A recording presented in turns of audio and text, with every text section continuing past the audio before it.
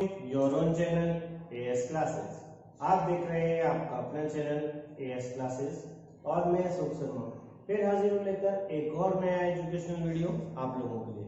ये जो हमारा एजुकेशनल वीडियो है ये क्लास 12 पॉलिटिकल साइंस के स्टूडेंट्स के लिए, जिसमें हम डिस्कस कर रहे हैं उनका चैप्टर 6 इंटरनेशनल ऑर्गेनाइजेशन। इस चैप्टर से रिलेटेड ऑलरेडी 3 पार्ट्स हम लोग अपने चैनल एएस क्लासेस पर अपलोड कर चुके हैं।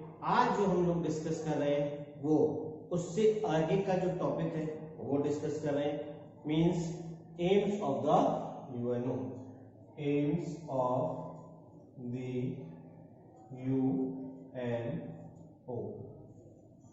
ठीक है, प्रीवियस वीडियोस में हम ऑलरेडी कुछ टॉपिक्स मींस ऑब्जेक्टिव्स जो है वो डिस्कस कर चुके हैं। उन ऑब्जेक्टिव्स में से भी हम यहाँ पर कुछ पॉइंट्स ऐड कर सकते हैं जो हम लोग यहाँ पर लिख रहे हैं। ठीक है, तो चलिए वन बाय वन देख लेते हैं आखिर यूएनए के वो एम्स है क्या। सबसे पहला जो एम है वो है the coming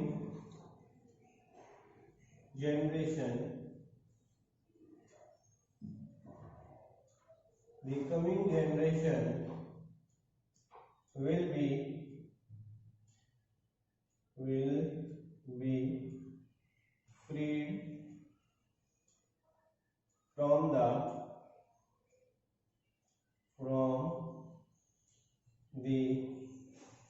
horrible danger, horrible disaster, danger को भी आप लिख सकते हैं डिजास्टर ऑफ वॉर। ठीक है, जो न्यू जनरेशन है, आने वाली जनरेशन है, उसको एक ऐसा एटमॉस्फेयर मिले, उसको एक ऐसा एटमॉस्फेयर मिले वर्ल्ड में जिसमें कि जो वॉर की कंडीशंस है, जो वॉर की डिजास्टरेबल कंडीशंस है वो ना देखनी पड़े, वो ना मिले। ठीक है, यानी एक अच्छा एटमॉस्फेयर उनको क्रिएट करना है। और कौन क्रिएट करेगा बच्चों? वो क्रिएट करेगी इंटरनेशनल ऑर्गेनाइजेशन जिसको हम कहते हैं यूएनओ। ठीक है, अब चलिए आगे देखते हैं सेकेंड उसका एम क्या है। द इंटरनेशनल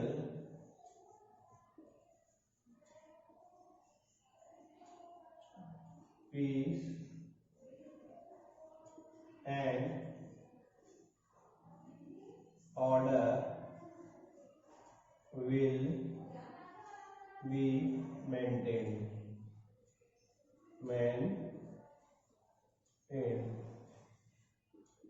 ठीक है, जो इंटरनेशनल लेवल पर शांति है उसको कायम करना, यानी कि उसको मेंटेन कराना और उसको अच्छे तरीके से सुरक्षित रखना, ये काम किसका बेटा? इंटरनेशनल ऑर्गेनाइजेशन का। ठीक है, इसके बाद देखते हैं तीसरे में लिखा है इंटरनेशनल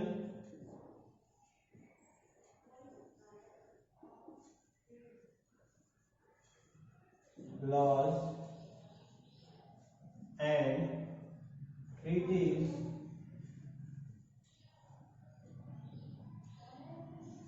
will be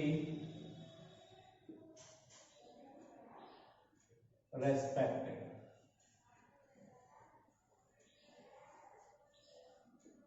ठीक है, जो इंटरनेशनल लेवल पर जितनी भी ट्रीटीज होती हैं, जितने भी लॉ फ्रेम होते हैं, उन सबको इस तरीके का फ्रेम करना कि वो रेस्पेक्टेबल हो और उनको सोसाइटी में प्रमोट करना, रेस्पेक्टेबल बनाना, ये काम भी किसका है?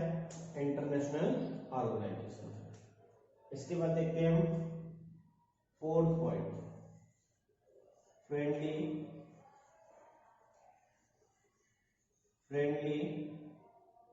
रिलेशंस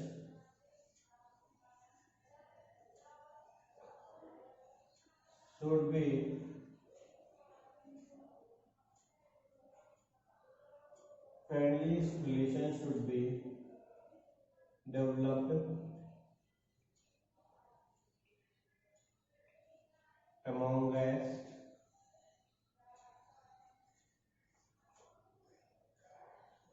नेशंस,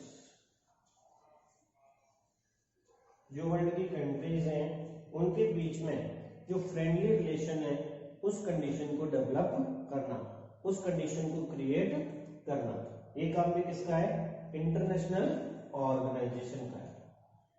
और इसके बाद फिर to resolve all the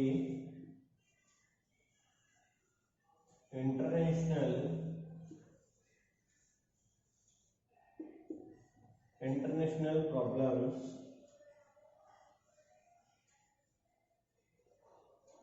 through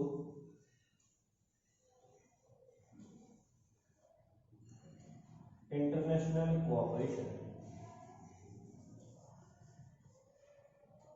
International cooperation.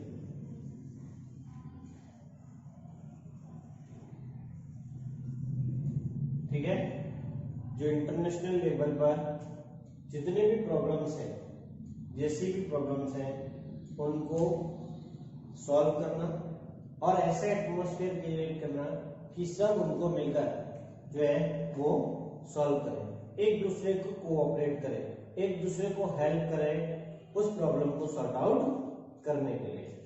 ठीक है, तो फटाफट प्यारे बच्चों इसको नोट कर लो, फिर आगे बढ़ते हैं और देखते हैं नेक्स्ट टॉपिक को।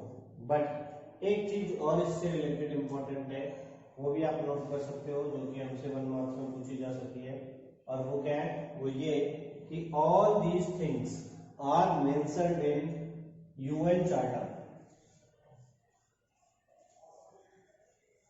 यूएन चार्टर, ठीक है, ये सारी की सारी चीजें कहाँ मेंशन है?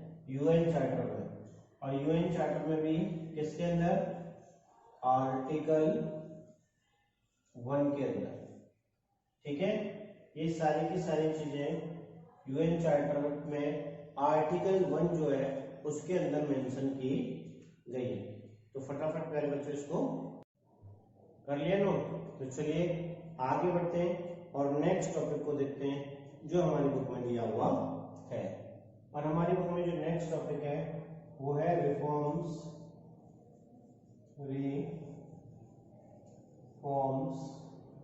Of the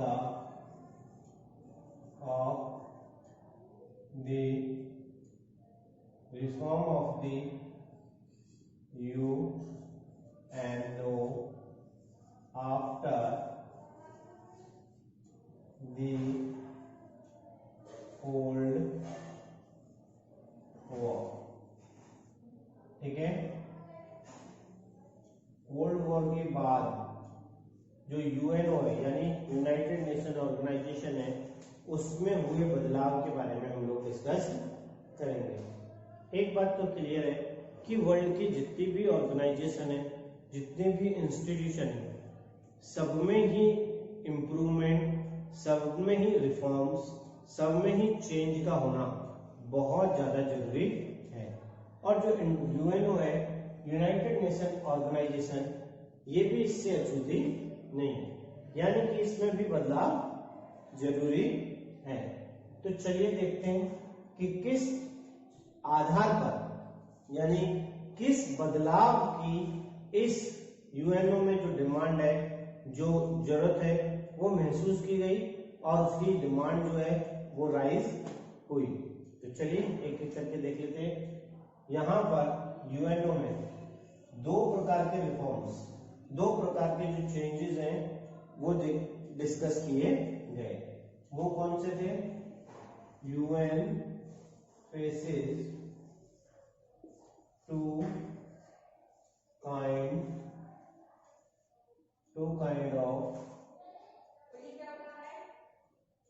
kind of basic reform।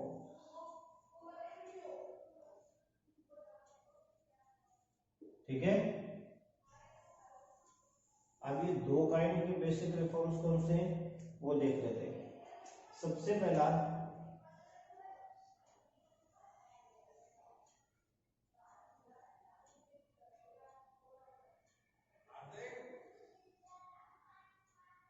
reforms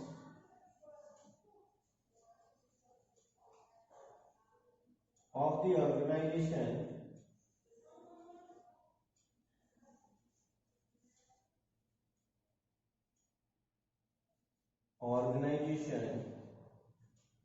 structure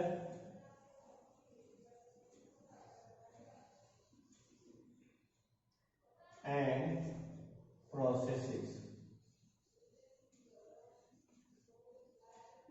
ठीक है, तो ये दो प्रकार के रिफॉर्म्स हैं। इसमें फर्स्ट हमारा ये हो गया reforms of the organisation structure and process.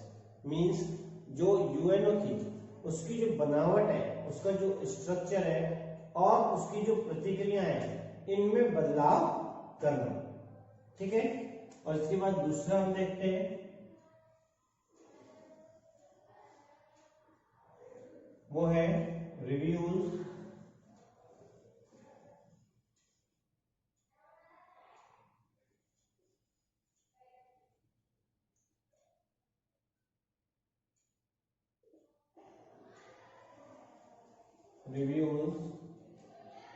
of the issues that fall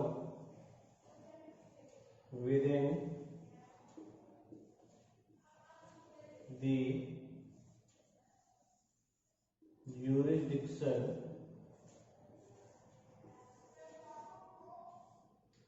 of the organization।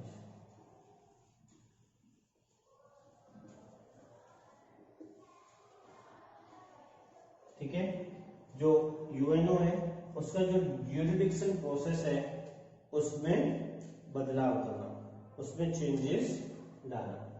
आखिर इन दोनों बेसिस पे किस तरीके के चेंजेस की जरूरत दिख रही थी, महसूस हो रही थी, वो हम लोग कुछ पॉइंट्स में डिस्कस करेंगे।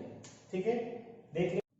तो चलिए सबसे पहले देखते हैं स्ट्रक्चर और प्रोसेसेस में किस तरीके का चेंज सोचा जा रहा था, मींस डिस्कस किया जा रहा था।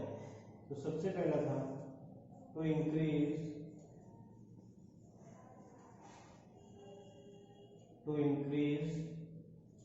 in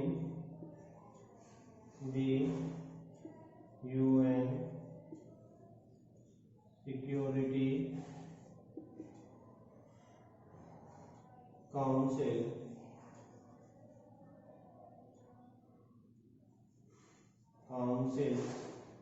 permanent and non-permanent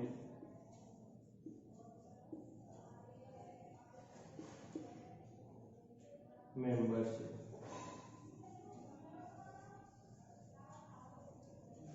ठीक है, तो सबसे पहली जो डिमांड थी वो ये हो रही थी कि जो यूएन सिक्योरिटी काउंसिल है उसमें परमानेंट और नॉन परमानेंट मेंबर्स की संख्या है, इसको बढ़ाया जाना चाहिए।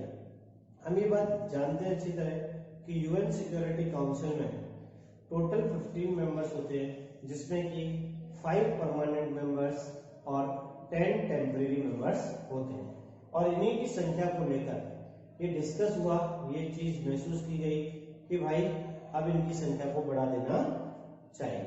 ठीक है, दूसरा पॉइंट हम यहाँ लिख सकते हैं to increase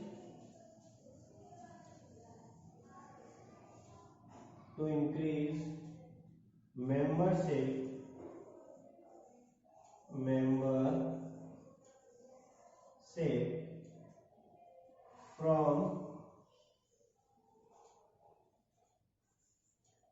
Asia, Africa and South America। ठीक है, जो एशिया, अफ्रीका और साउथ अमेरिका के देश हैं उनमें से मेंबरशिप को बढ़ाया जाना चाहिए। ठीक है, अब देखते हैं हम लोगों का सेकंड व्यू। इसमें हमारा जो फर्स्ट पॉइंट है वो साफ तौर पे बता रहा है कि some of the countries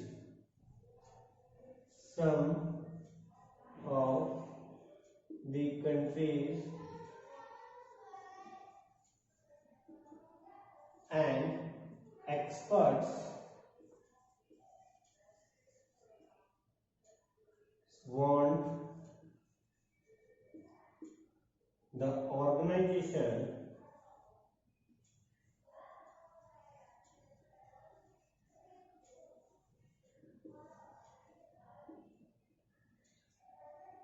to play a more effective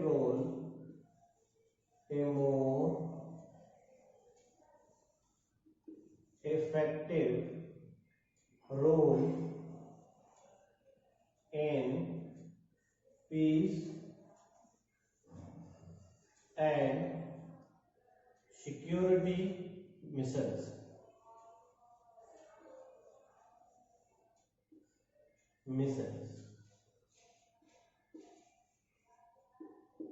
ठीक है। इसके अंतर्गत ज्यूरिडिक्शन ऑफ ऑर्गेनाइजेशन के अंतर्गत हम देखेंगे दो व्यूज। एक व्यू ये था कि कुछ कंट्रीज और एक्सपर्ट्स ये मानते थे कि जो ऑर्गेनाइजेशन है उस ऑर्गेनाइजेशन को और ज्यादा इफेक्टिव रोल प्ले करना चाहिए, किसमें? पीस में और सिक्योरिटी मिशंस में। क्लियर है प्यारे बच्चों? अब देखते हैं नेक्स्ट पॉइंट, यानी कि इसका सेकंड व्यू क्या था। फर्स्ट व्यू तो हमें क्लियर हो गया, अब सेकंड व्यू देखते हैं।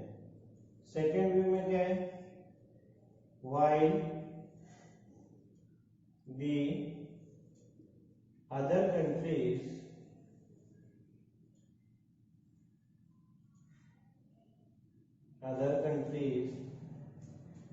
want its role to be confined to development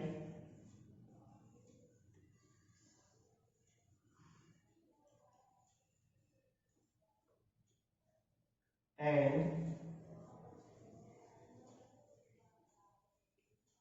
humanitarian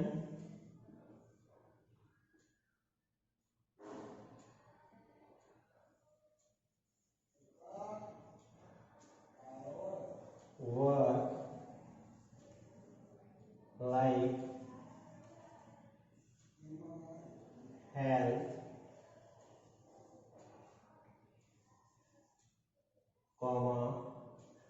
education, etc। ठीक है। एक ग्रुप का मानना तो ये था कि भैया ये काम होना चाहिए, और वहीं दूसरे ग्रुप का मानना ये था कि भैया इस ऑर्गेनाइजेशन को ज्यादातर उन मैटर्स की तरफ ध्यान देना चाहिए जो डेवलपमेंट से रिलेटेड हो, जो ह्यूमैनिटी से रिलेटेड हो, यानी मानवतावाद से रिलेटेड हो। और ये सारे के सारे बेसिक मैटर्स क्या थे? या हेल्थ को इम्प्रूवमेंट करना, एजुकेशन को स्प्रेड करना, एनवायरनमेंट की कंडीशंस को बेटर बनाना, etc। ठीक है। इसके अलावा हम एक चीज और देखते हैं, और वो हमें दिखाई देती है स्ट्रक्चर एंड प्रोसेस वाले पॉइंट पर। यहाँ पर जो हमारा थर्ड पॉइंट हो सकता है वो हम लिखेंगे US and other Nations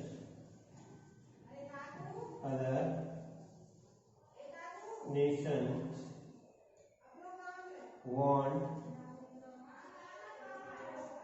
other Nations में, यहाँ पर थोड़ा सा आपको जानकारी लेनी चाहिए, मींस वेस्टर्न कंट्रीज। ठीक है। अदर नेशंस की जब भी बात आएगी तो यहाँ पर वेस्टर्न कंट्रीज का आपको ध्यान रखना है। Western countries want improvement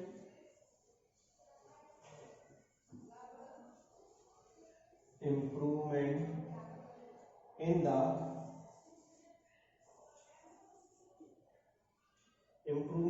the UN's budgetary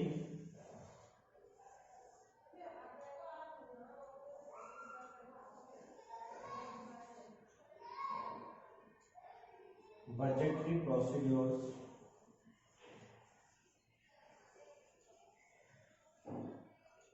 and its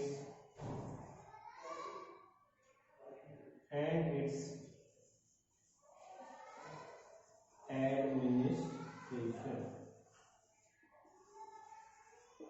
ठीक है, स्ट्रक्चर एंड प्रोसेस में ये भी था कि यूएन और अदर कंट्रीज जो कि वेस्टर्न कंट्रीज थी वो चाहती थी कि जो यूएन के बजट प्रोसेस है उसमें भी बदलाव किया जाना चाहिए, यानी उसमें भी बदलाव हो सकता है। क्लियर? तो फटाफट से पहले बच्चों इसको नोट कर लो। आज हमने दो टॉपिक्स पढ़े। First, aim of the UNO. Second, UN faces two kind of basic reforms, means reforms in the UNO after cold war. इसके बाद हम लोग नेक्स्ट वीडियो में नेक्स्ट टॉपिक को डिस्कस करेंगे। तब तक के लिए आप देखते रहिए आपका अपना चैनल एएस क्लासेस।